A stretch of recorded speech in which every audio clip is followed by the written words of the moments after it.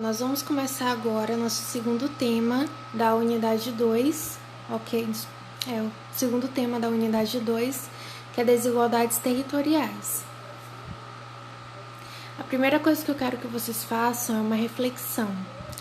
Olha só, eu coloquei aí como estudar as desigualdades existentes no território brasileiro.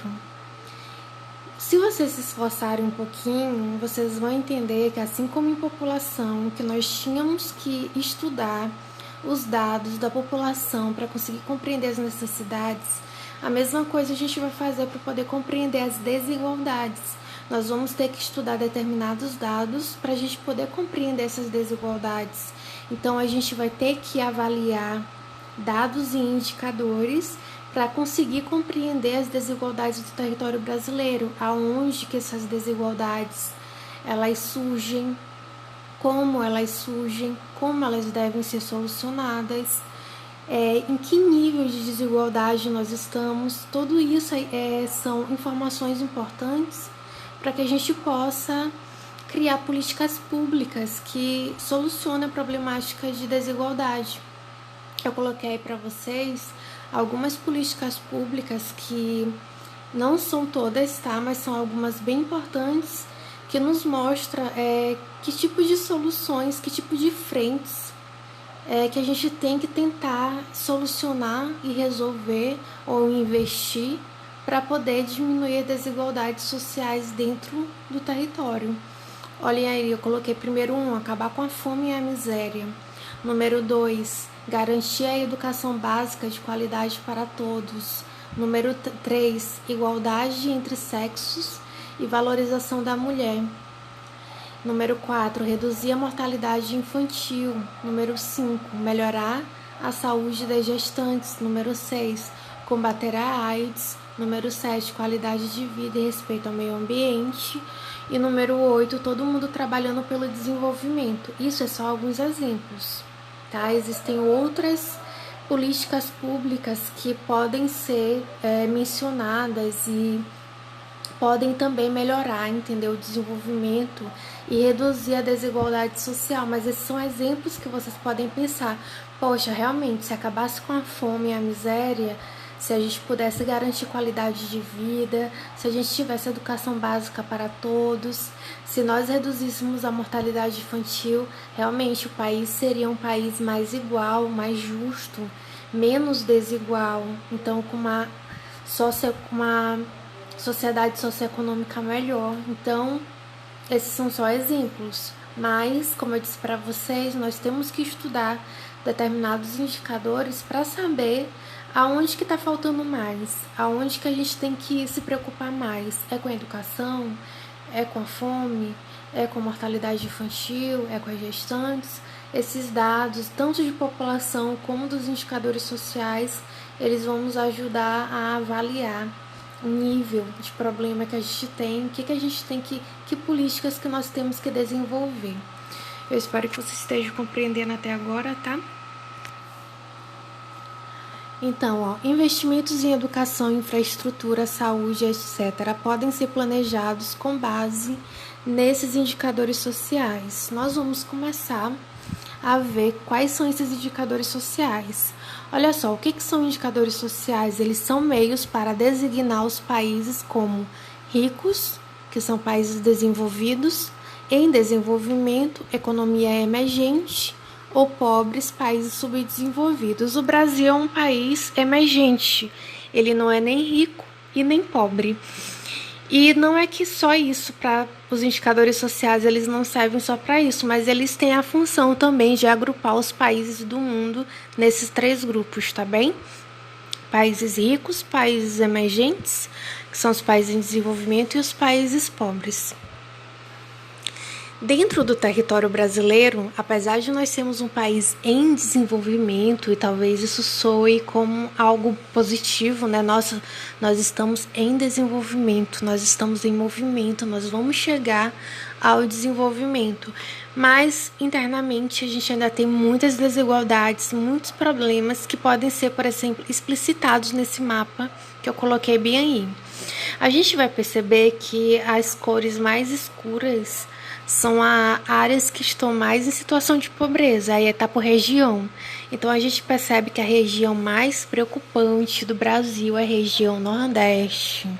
Então imaginem só, através desses dados nós conseguimos avaliar o que nós temos, com o que nós temos que nos preocupar mais. Pelo esse mapa a gente pode se preocupar mais com o Norte e o Nordeste, porque aí está apresentando um nível de pobreza maior. Não é que não exista pobreza no Sudeste, no Centro-Oeste e no Sul, mas lá parece estar menor. Aqui está bem maior o nível de pobreza, como vocês podem observar, na região Nordeste e na região Norte. Esse outro mapinha, ele é a proporção de pessoas abaixo da linha da pobreza por estado, ok? E aí vocês vão observar que o Maranhão, ele está entre os estados com mais número de pessoas, porcentagens de população abaixo da linha da pobreza. Bem ali no cantinho tem assim, pessoas com rendimento de até 406 por mês, que é 5,5 dólares por dia, estão abaixo da linha da pobreza, segundo critérios do Banco Mundial. O Banco Mundial, ele é um banco que empresta muito dinheiro para países em situação de pobreza ou que precisam de investimentos para diminuir desigualdade, sair da pobreza. Por isso que ele cria um critério, né, para definir, esse dado aqui, a partir desse dado, a população está na linha da pobreza. E o critério deles é 5,5 dólares por dia. Então, esse é o critério que o Banco Mundial utiliza para definir pessoas abaixo da linha da pobreza. Convertidos em reais por mês, nós vamos ter R$406 por mês, pelo menos aí em 2017, né? 26,5% da população do Brasil estão abaixo da linha da pobreza. É muita gente, né? Apesar de nós sermos um país em desenvolvimento, a gente ainda tem um grande número de pessoas nessa situação. 10,2 bilhões mensais seriam necessários para erradicar a pobreza. Então é muito dinheiro. Precisaria de muitas políticas públicas investidas internamente na população para tentar resolver o problema de pobreza. Então, vocês vão observar ali que maior que 45% é um dado alarmante. É quase metade da população, ou até mais. Então, aí são os estados, principalmente do Norte e do Nordeste, né? Que a gente observa que estão com os valores bem mais elevados. Agora nós vamos começar a estudar os indicadores sociais mais importantes, tá bem? São 3, tá? O primeiro deles é o PIB per capita, que é PIB por pessoa. Primeiro eu vou explicar para vocês o que é o PIB. O PIB é o Produto Interno Bruto, né? O Produto Interno Bruto é basicamente toda a riqueza que nós conseguimos acumular ao longo do ano em determinado lugar. Por exemplo, se for o país, é toda a riqueza que o país obteve ao longo do ano. Aí nós vamos ter o Produto Interno Bruto, a riqueza bruta. E aí, como é que funciona o PIB per capita? Por pessoa, nós vamos distribuir toda essa riqueza ao longo do ano pelo número de pessoas que vivem nesse lugar. E aí nós vamos ter um valor, por exemplo, a renda domiciliar per capita em 2017, aí aparentemente é por estado, né? Nós vamos ter aí essa renda per capita por estado. Vocês vão observar que nós vamos ter aí uma renda por pessoa de até R$998, que é o menor valor, né? Nos estados do Nordeste e do Norte, que é o menor valor. Agora, acima de R$1.400, a renda por pessoa, vocês vão encontrar aí em São Paulo, Santa Catarina, Rio Grande do Sul, que é a renda per capita maior. Então, nós podemos observar por estado quais são as regiões que têm a menor renda per capita ou a maior renda per capita. E quanto maior, melhor, né? Aqui já está por município, tá bem, gente? É por município. Então, aqui, como é que vocês vão avaliar? As áreas em rosa mais escuro são as áreas que você vai ter a menor renda per capita municipal. E as áreas que vocês vão ter as cores mais roxas, o roxo mais escuro, são as áreas que vão ter maior renda per capita. Eu quero que vocês entendam que o PIB, né, ele é um valor obtido de qualquer tipo de produção que exista. Por exemplo, agricultura, pecuária. Vocês vão observar que aqui no centro do Brasil, vocês vão ter vários municípios com uma alta taxa de PIB per capita, mas é porque essas regiões elas têm muita produção pecuarista, agrícola, que tem um produto interno bruto muito grande nesses municípios. E aí, quando eles fazem um cálculo de distribuir esse produto interno bruto pelas pessoas que vivem nesse município, dá esses valores altíssimos bem aqui. Só que vamos combinar que o PIB per capita não é um valor muito confiável. Por quê? Ele sozinho, pelo menos, não é. Porque a gente sabe que essa distribuição não é feita de maneira igual pelas pessoas. Mas, apesar disso, apesar desse problema, dessa problemática, ela serve muito bem, o PIB per capita serve muito bem para a gente ver o nível de riqueza que existe no lugar. Por exemplo, aqui a gente consegue observar quais são os municípios que têm uma riqueza um pouco maior. Apesar da gente saber que a distribuição ela não é feita dessa forma igual, mas a gente já tem uma ideia de que aí tem um desenvolvimento econômico bom.